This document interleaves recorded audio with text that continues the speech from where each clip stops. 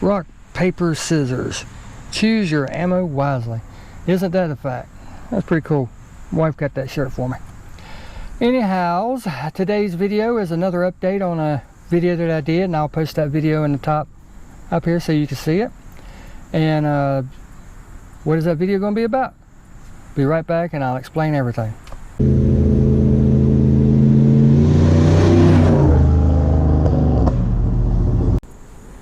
What that video is about involves this.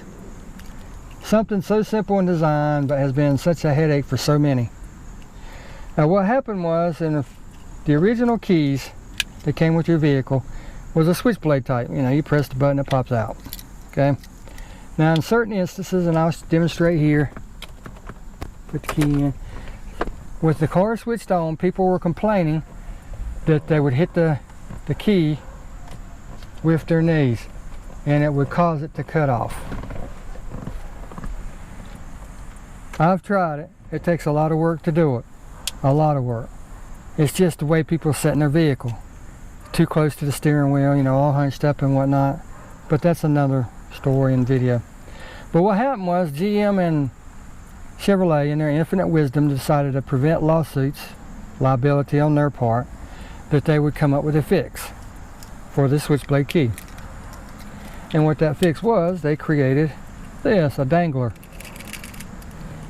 So when the key is in, there's no way you could hit that key fob and switch your car off. Now the problem is, some people have lost their keys, damaged their keys, dropped their... I heard one case of a guy dropped his key in the fishing pond. He was digging something out of his pocket and dropped the key in. Well, naturally that shorted out the key fob to where it wouldn't work, because it's not seal tight, it's not weatherproof, not even weather resistant. So one of the questions that I've gotten, well, a lot of times, is I watched your video, I tried that procedure, it will not work. What can I do if I do not have a key? Because in my other two videos, which again I'll post up there, require you to have a working key, a functioning key, in order for it to work, to have a backup key. So I did some checking with my local dealership and found a guy that was willing to tell me this is another one of the procedures and to do it. But this procedure is if you do not have a actual key fob that is working at the time. Say you dropped it in the lake, can't get it, dropped it and it got squashed by something, you know, accidents happen. Now here is the lowdown. Now I'm going to show you with my car, although my key works, it'll still work for yours, and it'll work for other vehicles like Chevy Cruze and Avalanches and whatnot. So you'll have to check to see if your key looks like this, and if it does, give it a try. Now regardless of whether you get one like this or you get one like this, which they still sell, oddly enough. Why? But that's their business, I don't care. I got one of each and I like both for different reasons. But let's assume that you have one of these, okay? You bought it and it's not programmed for your car. You have no other key to use to get the key programmed. So you can either pay to have your car towed to the dealership, a couple $100, and then pay them another $60 to $100, depending on which dealer you go to program your key. And I think that's just crazy. I mean, why not just tell somebody, you know? If you want loyal customers to come back, why not just tell them something so simple to help them? And then when it comes time for them to get another vehicle, they might think of you. But here's what you do. Very simple. And I'll walk you through it. And again, mine's already programmed, so everything will be the same except for one feature, and I'll show you. Just take the key, stick it in, like so. Switch it till everything comes on, but do not crank it. Do not crank it. On your instrument cluster, mine being a 2012, it would be over here. This is what will be different because my key's working. You'll have a little car emblem, and I'll show that in the video now as I talk to you. But you'll have a little car emblem on there with like a lock, and that's your security code. It's to prevent somebody, let me turn this off while I say this.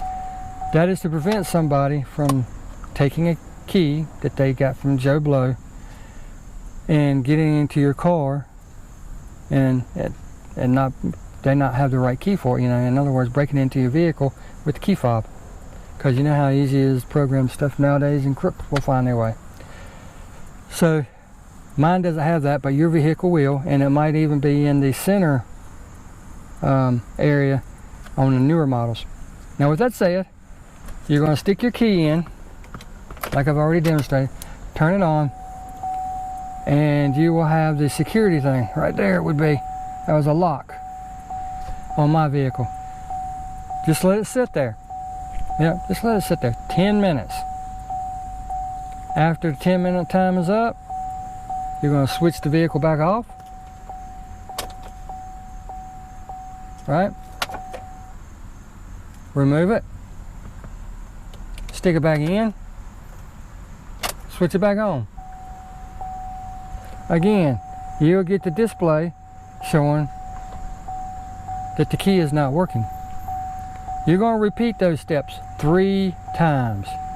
After that 3rd time, that lock emblem will disappear, and you will be able to operate your vehicle properly at that time. The key fob and everything will work, and you'll be good to go. But I just thought I'd give you this updated version. Like I said, just do that 3 times. Yeah, I know, 10 minutes 3 times is 30 minutes. Yes, I know, I understand. But you're not able to drive your vehicle anyway, so you're not losing anything. You got plenty of time. But do that 3 times, and that little icon will go away, and your car will then be able to function properly. Now I'll be doing another video later.